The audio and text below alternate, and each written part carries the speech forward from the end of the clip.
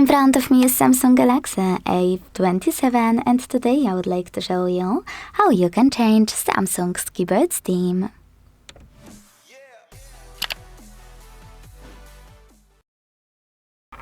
All you need to do is go into Settings and scroll all the way down to hit General Management.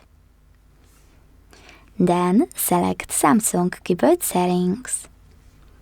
But if you have this option on, which is Keyboard Toolbar, you can just click on this gear icon at the top of it and access the same settings right away.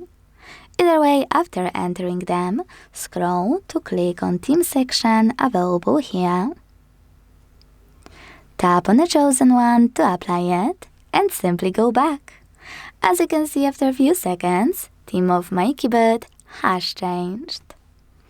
Thanks so much for watching. If you enjoyed this video, leave a like, comment and subscribe. Bye!